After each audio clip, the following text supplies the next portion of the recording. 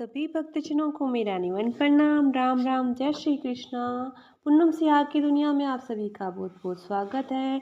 श्रीमद् भागवत महापुराण प्रथम स्कंद 10वां अध्याय। श्री कृष्ण का द्वारिका गमन।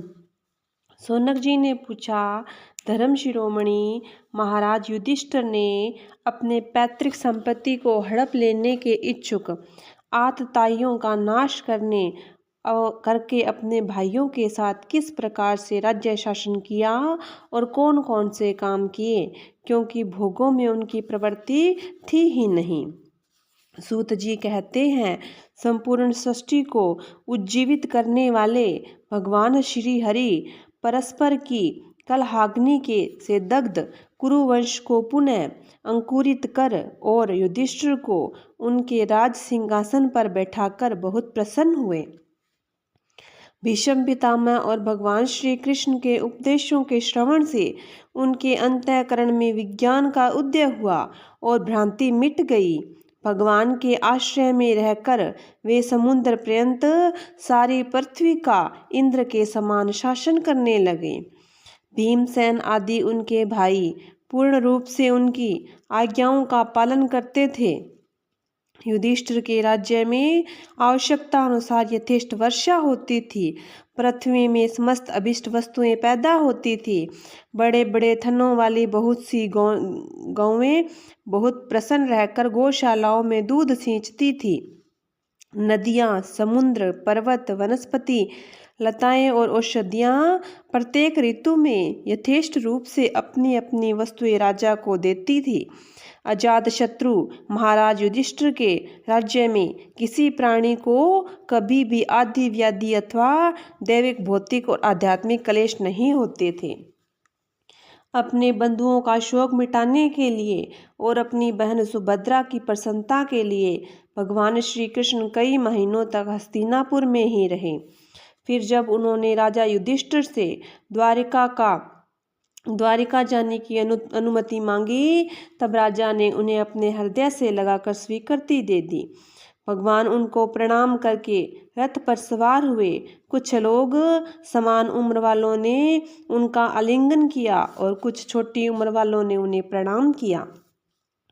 उस समय सुभद्रा, द्रौपदी, कुंती, उत्तरा, गांधारी, धृतराष्ट्र, युयुत्सु, कृपाचार्य, नकुल, सहदेव, भीमसेन, धौम्य और सत्यवती आदि सब मूर्छित से हो गए। वे शारंग प्राणी श्री कृष्ण का विरह न सह सके। भगवत भक्त सत्पुरुषों के संग से जिसका दुख संग छूट गया है, वह विचारशील पुरुष भगवान के मधुर मनोहर सुयश को एक बार भी सुन लेने पर फिर उसे छोड़ने की कल्पना भी नहीं करता। उन्हीं भगवान के दर्शन तथा स्पर्श से, उनके साथ आलाप करने से तथा साथ ही साथ सोने, उठने और बैठने और भोजन करने से जिनका संपूर्ण हृदय उन्हें समर्पित हो चुका था, वे पांडव भला उनका विरह कैसे सहन कर पाते। उनका चित्त द्रवित हो रहा था। वे सब निर्मेष नेत्रों से भगवान को देखते हुए स्नेह बंधन से बंधकर जहाँ तहाँ दौड़ रहे थे। भगवान श्री कृष्ण के घर चलते समय उनके बंधुओं की स्त्रियों के नेत्र उत्कंठावश उमड़ते हुए आंसुओं से भर आए, परंतु इस भय से कि कहीं यात्रा के समय अपशगुन न हो जाए, उन्होंने बड़ी कठिनाई से उन्हें रोक लिया। भगवान के प्रस्थान के समय मृदंग, शंख, भेरी, वीणा, ढोल, नरसिंगे, धुंधुरी, नगाड़े, घंटे और दुंदुभिया आदि बाजे बजने लगे।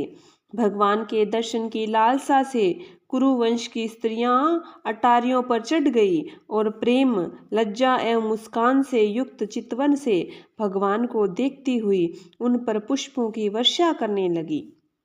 उस समय भगवान के प्रिय सखा घुंघराले बालों वाले अर्जुन ने अपने प्रीतम श्री कृष्ण का वह श्वेत छत्र, जिसमें मोतियों की झालर लटक रही थी, जिसका डंडा रत्नों से बना हुआ था, अपने हाथ में ले लिया। उद्धव और सात्यकी बड़े विचित्र चंवर डुलाने लगे। मार्ग में भगवान श्री कृष्ण पर चारों ओर से पुष्पों की वर्षा हो रही थी। बड़ी ही मधुर झांकी थी। जहाँ तहाँ ब्राह्मणों के दिए हुए सत्य आशीर्वाद सुनाई पड़ते थे। वे सगुण भगवान के रूप तो अनुपम ही थे, क्योंकि उनमें सब कुछ है, परंतु निर्गुण के अनुरूप नहीं थे, क्योंकि उनमें कोई प्राकृत गुण नहीं है। हस्तिनापुर की कुलीन रमणियाँ, जिनका चित्त भगवान श्री कृष्ण में रम गया था, आपस में ऐसी बातें कर रही थी जो सबके कानों और मन को आकृष्ट कर रही थी।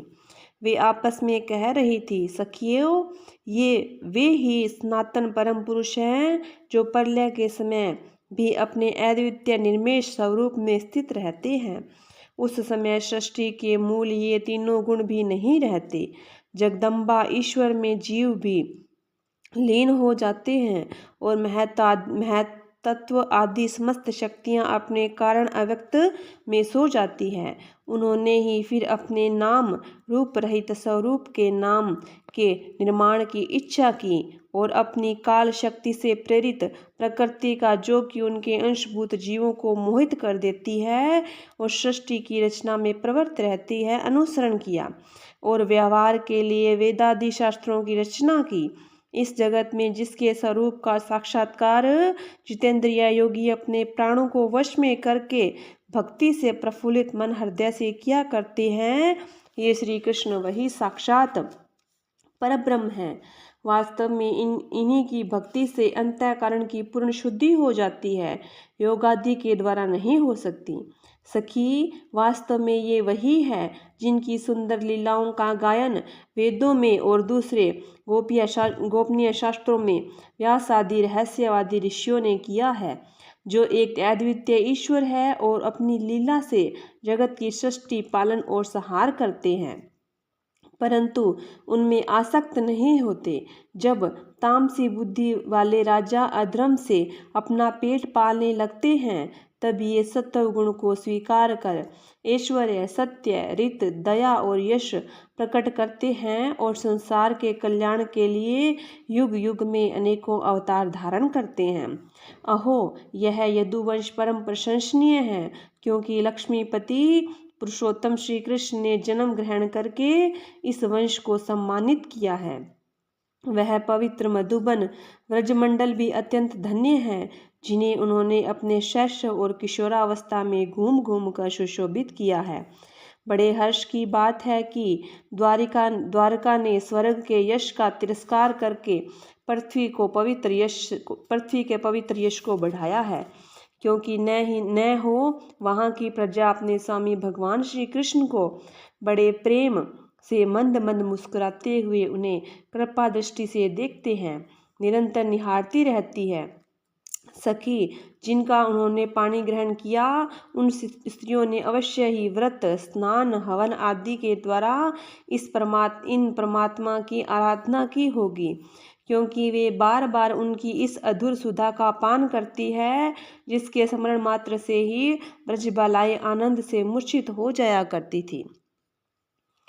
वे स्वयंवर और शिशुपाल आदि मतवाले राजाओं का मान मर्दन करके, जिनको अपने बाहुबल से हर लाए थे, तथा जिनके पुत्र प्रद्युम्न, सांब, आम्ब आदि हैं, वे रुक्मणी आदि 8 पटरानियां और भौमासुर को मार कर लाई हुई जो उनकी हजारों अन्य पत्नियां हैं, वे वास्तव में धन्य हैं, क्योंकि इन सभी के स्वतंत्रता और पवित्रता से रहित स्त्री जीवन की पवित्र और उज्जवल बना दिया है। स्त्री जीवन को पवित्र और उज्जवल बना दिया है।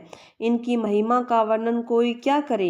इनके स्वामी साक्षात कमल नयन भगवान श्री कृष्ण हैं, जो नाना प्रकार की प्रिय चेष्टाओं तथा परिजात आदि वीर्य वस्तुओं की भेंट से इनके हृदय में प्रेम और आनंद की अभिव्यक्ति करते हुए कभी एक क्षण के लिए भी इन्हें छोड़कर दूसरी जगह नहीं जाते। हस्तिनापुर की स्त्रियां इस प्रकार बातचीत कर ही रही थी कि भगवान श्री कृष्ण मंद मुस्कान और प्रेम पूर्ण चितवन से उनका अभिनंदन करते हुए वहां से विदा हो गए। अजात शत्रु युधिष्ठिर ने भगवान श्री कृष्ण की रक्षा के लिए हाथी, घोड़े, रथ और पैदल सेना उनके साथ कर दी उन्हें स्नेहवश यह शंका हो गई थी कि कहीं रास्ते में शत्रु इन पर आक्रमण न कर दे।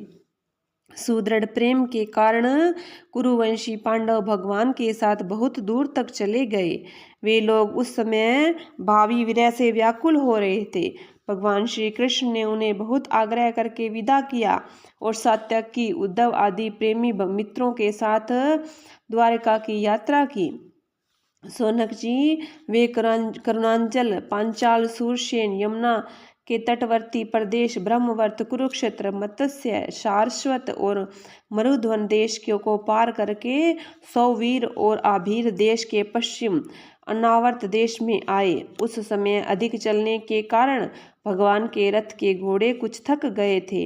मार्ग में स्थान स्थान पर लोग उपहार आदि के द्वारा भगवान का सम्मान करते। सायंकाल होने पर वे रथ पर से भूमि पर उतर आए और जलाशय पर जाकर संध्या वंदन करते हैं। यह इनकी नित्यचर्या थी। इस प्रकार प्रथम स्कंद का 10वां अध्याय पूरा होता है। प्रथम स्कंद का 11वां अध्याय। द्वारका में श्री कृष्ण का राजोचित स्वागत।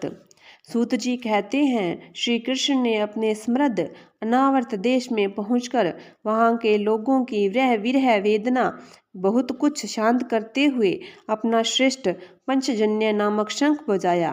भगवान के होठों की लाली से लाल हुआ वह श्वेत वर्ण का शंख बजते समय उनके कर कमलों में ऐसे शोभायमान हुआ जैसे लाल रंग के कमलों पर बैठकर कोई राजहंस उच्च स्वर में मधुर गान कर रहा हो। भगवान की शंख की वह ध्वनि संसार के भय को भयभीत करने वाली थी। उसे सुनकर सारी प्रजा अपने स्वामी श्री कृष्ण के दर्शन की लालसा से नगर के बाहर निकल आई। भगवान श्री कृष्ण आत्माराम हैं। वे अपने आत्मलाभ से ही सदा सर्वदा पूर्ण काम हैं। फिर भी जैसे लोग बड़े आदर से भगवान सूर्य को भी दीपदान करते हैं, वैसे ही अनेक प्रकार की भेंटों से प्रजा ने श्री कृष्ण का स्वागत किया। सबके मुख कमल प्रेम से खिल उठे। वे हर्ष गदगद वाणी से सबके सुहृदय और संरक्षक भगवान श्री कृष्ण की ठीक वैसे ही स्तुति करने लगे जैसे बालक अपने पिता से अपनी तोतली बोली में बातें करता है। स्वामिन, हम आपके उन चरण कमलों की सदा सर्वदा प्रणाम करते हैं जिनकी वंदना ब्रह्मा, शंकर और इंद्र तक करते हैं, जो इस संसार में परम कल्याण चाहने के लिए सर्वोत्तम आश्रय है, जिनकी शरण ले लेने पर परम समर्थ काल भी एक बाल तक बांका नहीं कर सकता। विश्व भावन, आप ही हमारे माता, सुहृद, स्वामी और पिता हैं। आप ही हमारे सतगुरु और परम आराध्य देव हैं। आपके चरणों की सेवा से हम कृतार्थ हो रहे हैं। आप ही हमारा कल्याण करें। आहा, हम आपको पाकर सनाथ हो गए, क्योंकि आपके सर्व सौंदर्य सार अनुपम रूप का हम दर्शन करते हैं। कितना सुंदर मुख है, प्रेम पूर्वक मुस्कान से सन्निग्ध चितवन। यह दर्शन तो देवताओं के लिए भी दुर्लभ है।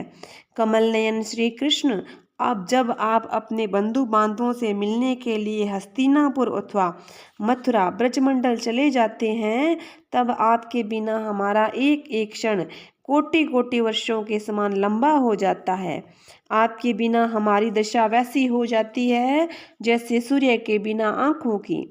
भक्त वत्सल भगवान श्री कृष्ण प्रजा के मुख से ऐसे वचन सुनते हुए अपने कृपामयी दृष्टि से उन पर अनुग्रह की वृष्टि करते हुए द्वारिका में प्रविष्ट हुए। जैसे नाग अपनी नगरी भोगवती पातालपुरी की रक्षा करते हैं, वैसे ही भगवान की वह द्वारिकापुरी भी मधु, भोज, दशारह, अर्ह, कुकुर, अंधक और वृष्टिवणी यादवों से, जिनकी पराक्रम की तुलना और किसी से नहीं की जा सकती, सुरक्षित थी। वह पूरी समस्त ऋतुओं के संपूर्ण वैभव से संपन्न और पवित्र वृक्षों एवं लताओं के कुंजों से युक्त थी। स्थान स्थान पर फलों से पूर्ण उद्यान, पुष्प वाटिकाएं और क्रीड़ावन थे। बीच बीच में कमल युक्त सरोवर नगर की शोभा बढ़ा रहे थे। नगर के फाटकों, महलों के दरवाजों और सड़कों पर भगवान के स्वागतार्थ वंदरवाराएं लगी हुई थी। चारों ओर चित्र विचित्र ध्वजा पताकाएं फहरा रही थी, जिनके उन स्थानों पर घाम का कोई प्रभाव नहीं पड़ता था। उसके राजमार्ग, अन्याय सड़कें, बाजार और चौक झाड़ बुहार कर सुगंधित जल से छींच दिए गए थे और भगवान के स्वागत के लिए बरसाए हुए फल फूल, अक्षत अंकुर चारों ओर बिखरे हुए थे।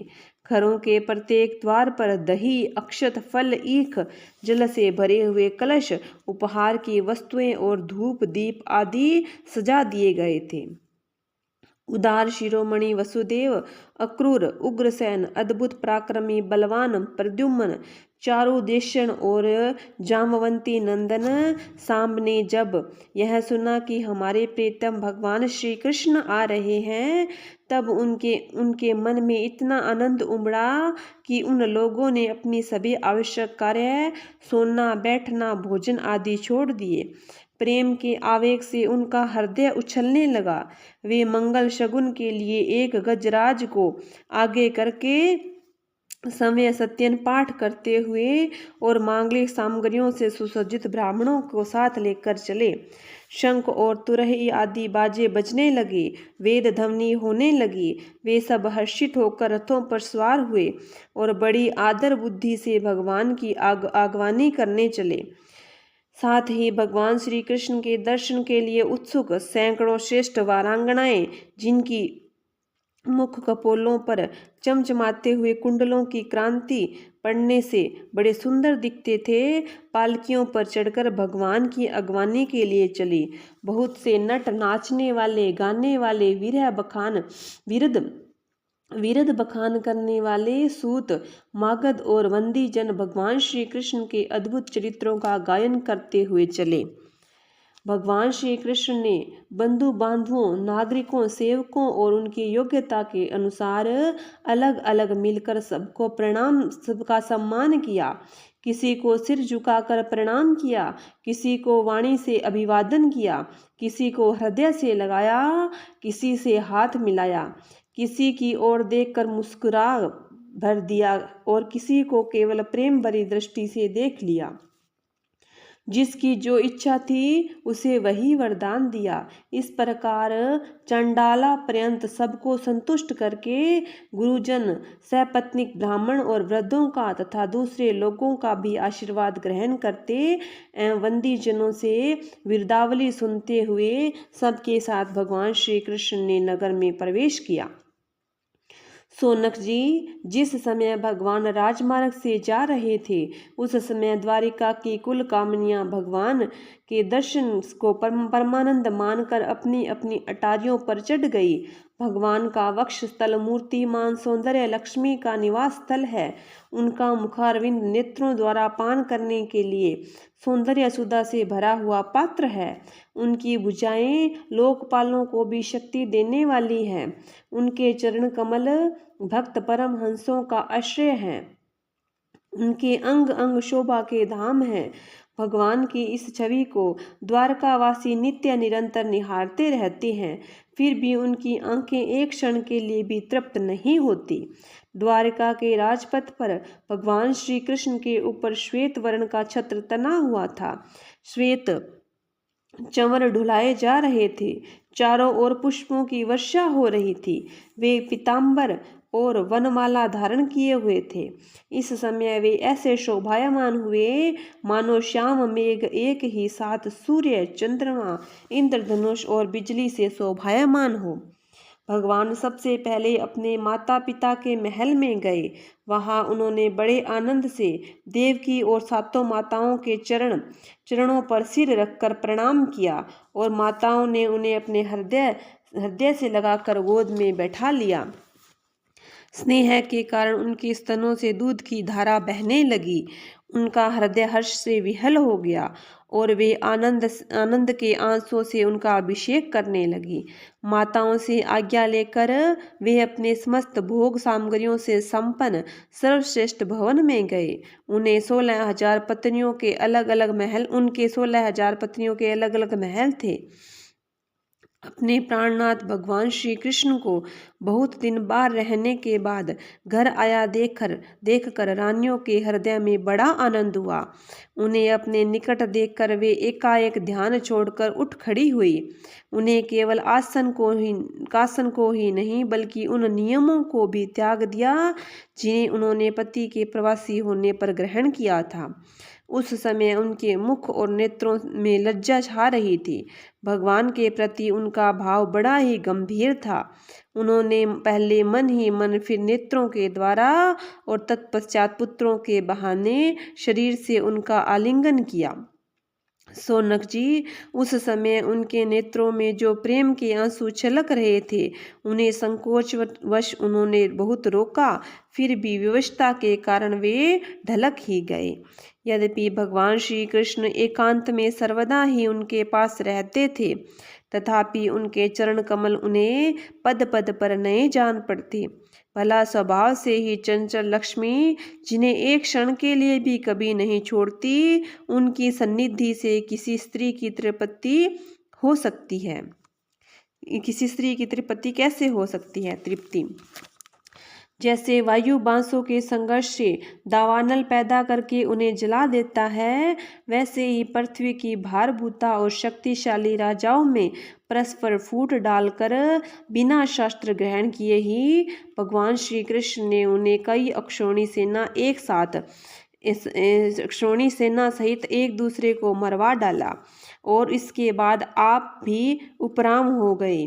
साक्षात परमेश्वर ही अपनी लीला से इस मनुष्य लोक में अवतीर्ण हुए थे और सहस्त्र रमणीय रत्नों में रहकर उन्होंने साधारण मनुष्य की तरह क्रीड़ा की, जिनकी निर्मल और मधुर हंसी उनके हृदय के उन्मुक्त भावों को सूचित करने वाली थी, जिनकी लज्जिली चितवन की चोट से बेसुध होकर विश्व विजयी कामदेव ने भी अपने धनुष का परित्याग कर दिया था। वे कमनीय कामनियाँ अपने काम विलासों से जिनके मन में तनिक भी शोभ नहीं पैदा कर सकी, उन असंग भगवान श्री कृष्ण को संसार के लोग अपने ही समान कर्म करते देखकर आसक्त मनुष्य समझते हैं।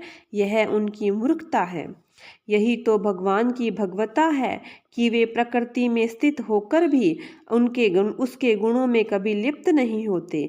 जैसे भगवान की शरणागत बुद्धि अपने में रहने वाले प्राकृत गुणों में लिप्त नहीं होती, वे मूढ़ स्त्रियां भी श्री कृष्ण को अपना एकांत सेवी स्त्री प्रायण भक्त ही समझ बैठी थी, क्योंकि वे अपने स्वामी के ऐश्वर्य को नहीं जानती थी।